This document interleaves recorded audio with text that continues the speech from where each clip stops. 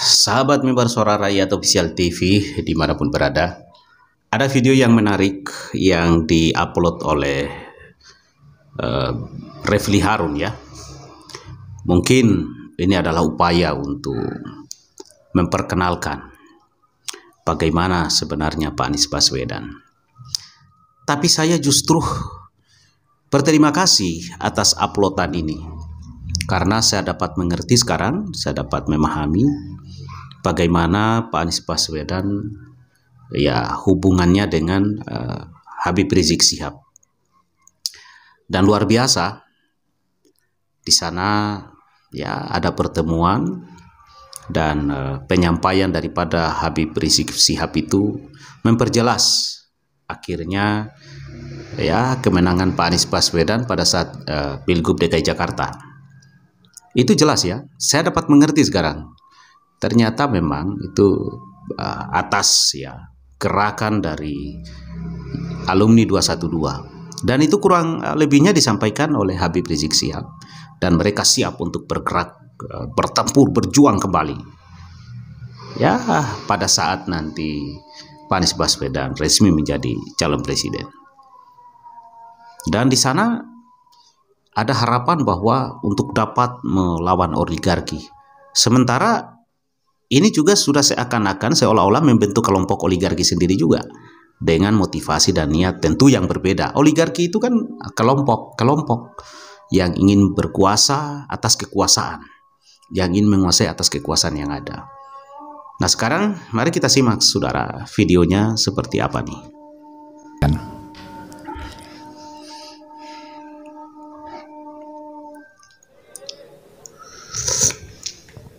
Sendiri hadir bersama kita dalam acara pernikahan putri kami tercinta. Mudah-mudahan kehadiran beliau bersama para habaib, para ulama, para kiai, para ustadz, para tokoh ini akan lebih mempererat ukhuwah Islamiyah di antara kita semua dan menjadi penyebab turunnya rahmat dan barakah. Nah di sini saya tidak ingin berpanjang lebar, saya hanya ingin mengajak semua, yuk kita baca suratul Fatihah.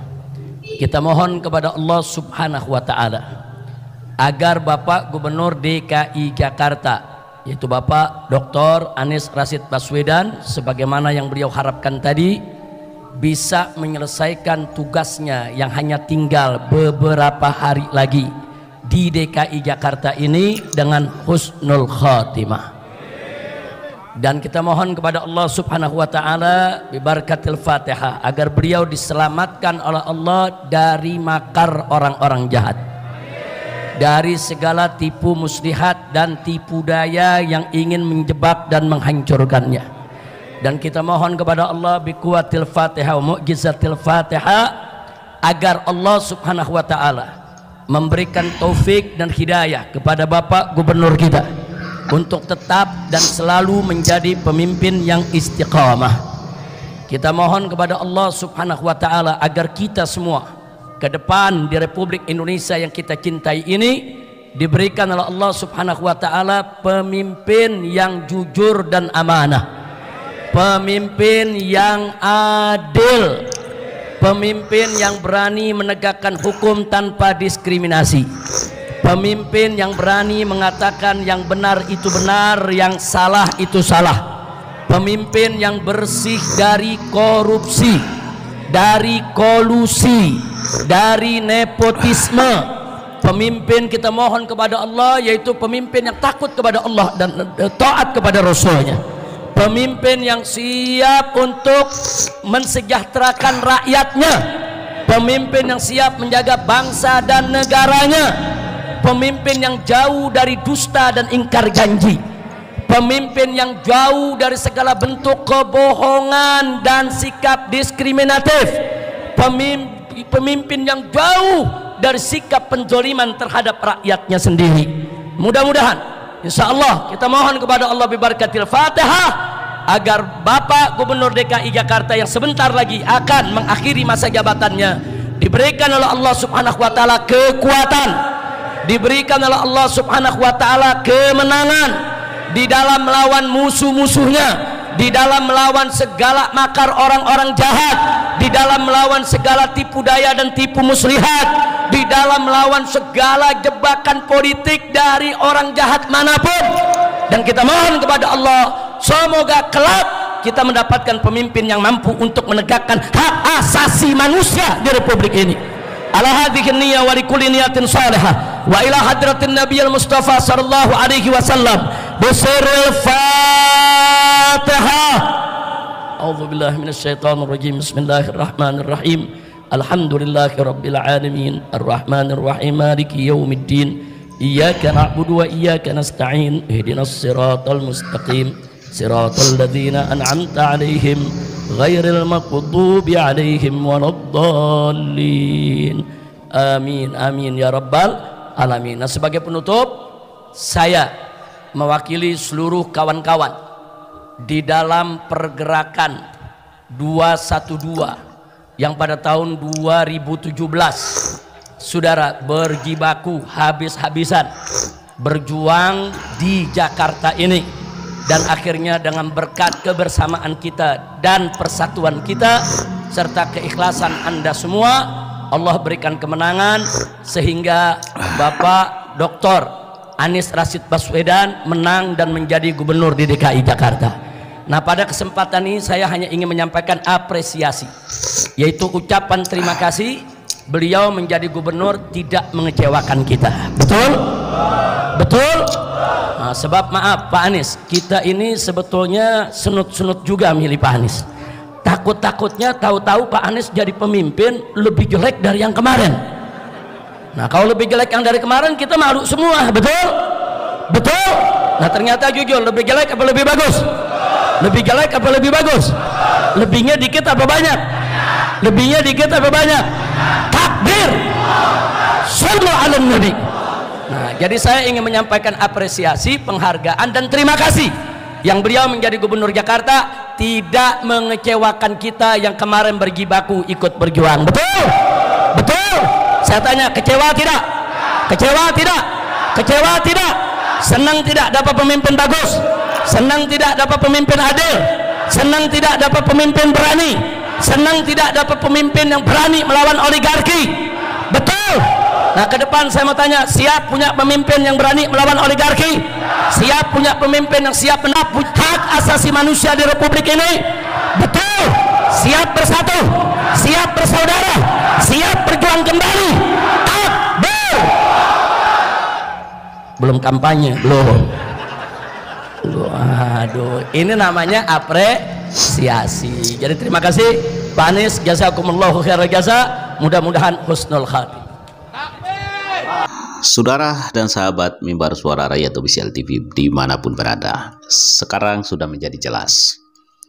Ternyata ya semangat yang luar biasa dari Habib Rizik Syihab ini dalam menyuarakan ya dan ya mendukung Pak Anies Baswedan, dan mereka mengklaim bahwa Pak Anies Baswedan ya berhasil mereka perjuangkan.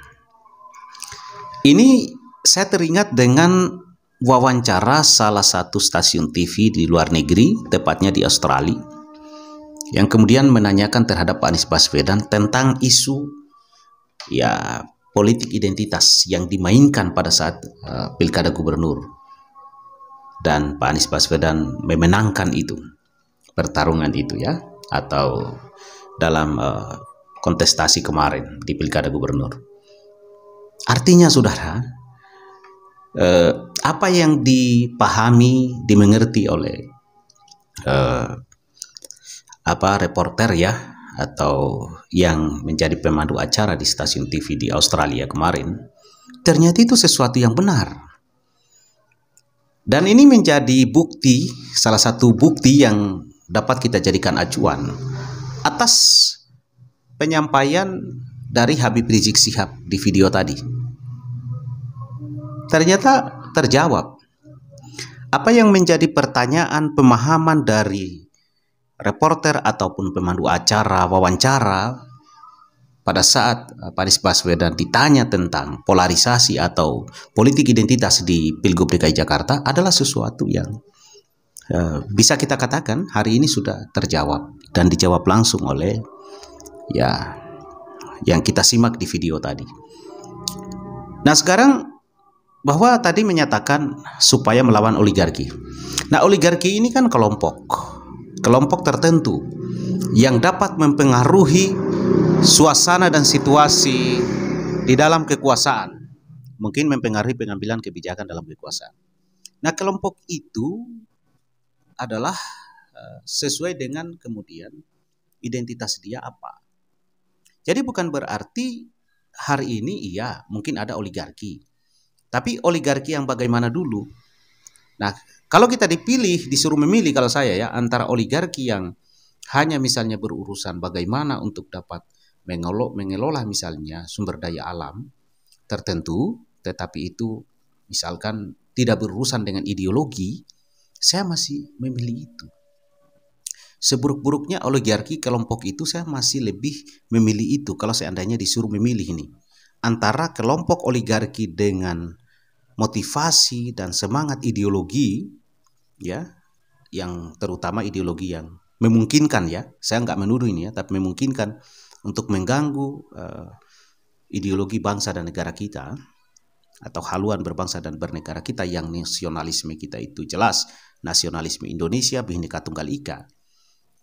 Nah, saya kira itu yang lebih berbahaya adalah suatu kelompok oligarki yang bergerak dalam tatanan ideologi yang kemudian mengancam atau sedikit bertentangan dengan haluan berbangsa dan bernegara, ideologi bangsa dan negara kita. Itu lebih berbahaya daripada ideologi dalam hal kelompok oligarki hanya urusan ekonomi toh.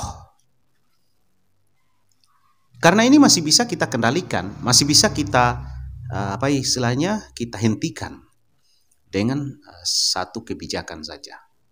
Tapi kalau racun oligarki ideologi ini berbahaya saudara. Maka memang penggunaan politik identitas dalam hal agama di dalam ruang-ruang politik demokrasi seperti di Indonesia ini yang penuh dengan kebinekaan itu berbahaya sekali.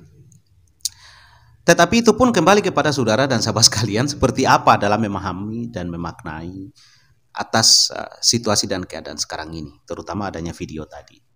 Kalau saya menjadi merenung sekarang saudara. Dan ya semoga saja bangsa dan negara ini ke depannya bisa diberikan petunjuk ke jalan yang lebih baik, dan itu adalah kembali kepada kita sebagai warga negara dalam menggunakan hak pilih kita nanti di Pilpres dan pemilihan umum nanti 2024. Seperti apa kita dalam memilih dan memutuskan untuk siapa di antara bakal calon pemimpin bangsa dan negara ini. Itu saudara dan sahabat sekalian yang bisa saya sampaikan. Jangan lupa senantiasa dukung channel Mimbar Suara Rakyat Official TV ini dengan mengklik tombol subscribe, like, share, dan komen. Silakan komentar menurut saudara dan sahabat sekalian. Ya seperti apa setelah menyaksikan video ini.